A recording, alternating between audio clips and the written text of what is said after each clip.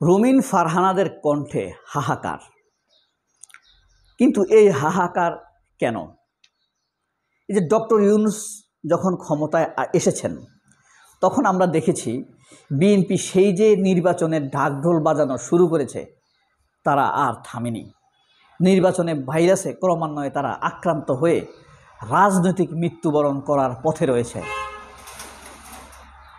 সেই যে ভারত বলেছে ডক্টর ইউনূস জঙ্গি নেতা, ডক্টর ইউনূস জিহাদি নেতা, যারা আন্দোলন করেছে তারা সন্ত্রাস, তারা কিশোর গ্যাং, এভাবে আন্দোলনকারীদের অভিহিত করেছে। ডক্টর ইউনূসকে বিদায় নিতেই হবে এই ধরনের সুর তুলেছে। তাদের সাথে সাথে সুর তুলে বাংলাদেশের খালেদ মহিউদ্দিন, জিল্লুর রহমান, মাসুদ কামাল, আনিস আলমগীর, মঞ্জুর আলম পান্নারা সুর তুলে শুরু করেছে। আর ভারতের তৃতীয় শ্রেণীর দালাল হিসাবে মির্জা ফখরুল এবং রুমিন ফারহানারা আত্মবিশ্বাসের সাথে বলতে শুরু করেছে, তবে একটু ঘুরিয়ে বলতে শুরু করেছে যে ডক্টর ইউনূসকে দ্রুত নির্বাচন দিতে হবে। ভারত বলেছে ডক্টর ইউনূসকে বিদায় নিতে হবে, আর রুমিন ফারহানা, মির্জা ফখরুলেরা এটাকে একটু চেঞ্জ করে ভারতের কথাটাই বলেছে, একটু চেঞ্জ করে বলেছে যে ডক্টর ইউনূসকে দ্রুত নির্বাচন দিয়ে নির্বাচিত সরকারের হাতে ক্ষমতা হস্তান্তর করতে হবে। নির্বাচিত সরকারের হাতে ক্ষমতা হস্তান্তর করা মানে কি? ডক্টর ইউনূসের বিদায় নেওয়া। ওইদিকে ভারত বলেছে নির্বাচিত সরকারের সাথে আমরা সম্পর্ক করব, তার মানে ডক্টর ইউনূসের সাথে তারা সম্পর্ক করবে না। আর এই দিক দিয়ে ভারতের সাথে আমির খসরু মাহমুদরা আতাত করে যাচ্ছে, এমবেসিতে যাচ্ছে, হ্যাঁ, কুর্নিশ বিনিময় করছে, বাউ করছে। বাউ বুঝেন তো? কুর্নিশ হইল এইটা, বাউ হইল এইভাবে করে, এইভাবে বাউ করা শুরু করেছে। এটা হলো মির্জা ফখরুলের আত্মবিশ্বাসী প্রসেস। কিন্তু মানুষ তো বুঝে ফেলেছে ভারত যা বলতো তার জিস্ট অর্থ কি? ডক্টর ইউনূস গো, ডক্টর ইউনূস। মির্জা ফখরুল, রুমিন ফারহানা, মির্জা আব্বাসেরা যেটা বলছে নির্বাচন দাও, নির্বাচন দাও, এটার অর্থ কি? গো, ডক্টর ইউনূস। খালেদ মহিউদ্দিনটা তা যে বলছে, জিল্লুর রহমান, খালেদ মহিউদ্দিন, মাসুদ কামাল, আনিস আলমগীর, নিকোলেরা বা প্রথম আলো যা বলছে যে নির্বাচিত অনির্বাচিত সরকার উপরে মানুষ আস্থা রাখে না, ব্যবসায়ীরা আস্থা রাখে না, এটার অর্থ কি? গো, ডক্টর ইউনূস। সব কথাগুলো কিন্তু ভারতের সাথে মিলে যাচ্ছে। মেইন কথা হলো চলে যাও ডক্টর ইউনূস। তবে পার্থক্য কোথায় এখন জানেন? সেই গত 5 মাস আর বর্তমান 3 মাসের সাথে পার্থক্য। হাসিনা পালানোর পর ভারতের দালালেরা খুব আত্মবিশ্বাসের সাথে বলতো নির্বাচনের কথা, নির্বাচিত সরকারের কথা, ডক্টর ইউনূসের বিদায়ের কথা। রুমিন ফারহানারা, মির্জা ফখরুলেরা খুব আত্মবিশ্বাসের সাথে বলতো। কিন্তু গত 2 মাস যাবৎ যখন ভারত, মির্জা ফখরুল, রুমিন ফারহানা, প্রথম আলো, সিপিবি, উদিসিরা দেখছে যে ইউনূসের ব্যাপারে একরকম গণ স্লোগান উঠছে, এই স্লোগান শোনা যায়, দেখা যায় না। চতুর্দিক থেকে রব উঠছে, আওয়াজ উঠছে, ডক্টর ইউনূস মোর 5 ইয়ার্স, ডক্টর ইউনূসকে আমরা আরও 5 বছরের জন্য চাই, এরকম কথা উঠছে না? সব দিক থেকে একটা রব উঠছে, একটা জোয়ার উঠছে, একটা ঢেউ উঠছে তরুণদের মধ্যে, কিশোরদের মধ্যে, নতুন ভোটারদের মধ্যে এবং ভেরিয়েবল ভোটারদের মধ্যে, যেই ভোটগুলো পাওয়ারকে ব্যালেন্স করে, এমনভাবে একটা রব উঠছে।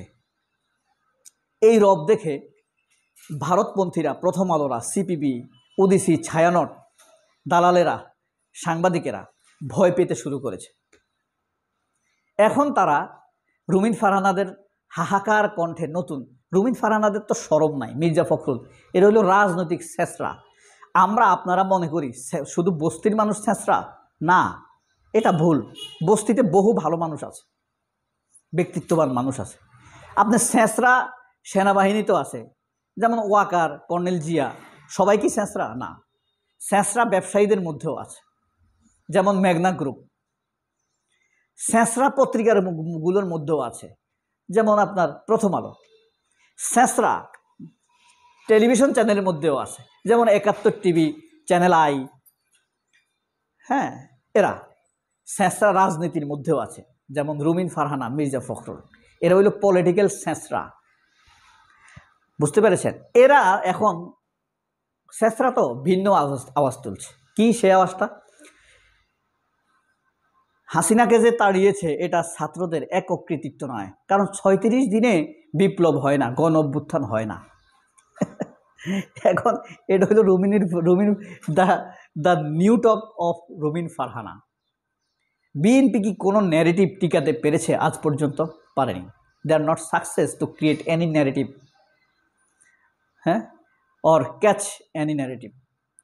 তারা সফল হয় নাই কোনোভাবে। এই জিনিসটি তাদেরকে হীনমন্যতায় ভুগতে শুরু করেছে। যেমন বিএনপির বাংলাদেশে একটি ন্যারেটিভ আছে যে বিএনপি ভারত বিদ্বেষী। এখন বিএনপির মধ্যে এমন ৩০, ৪০, ৫০ জন নেতা ভারতপন্থী উঠে এসেছে যে তারা ভারত বিরোধী না, ভারতের বন্ধু। এই জিনিসটা প্রতিষ্ঠা হয়ে গিয়েছে। তার মানে বাংলাদেশে যে ভারত বিরোধী পিওর ভোট আছে সেগুলো কিন্তু কেটে গেছে বিএনপি থেকে। এটা নিশ্চিত ধরে রাখেন, 100% এগুলো চলে গেছে।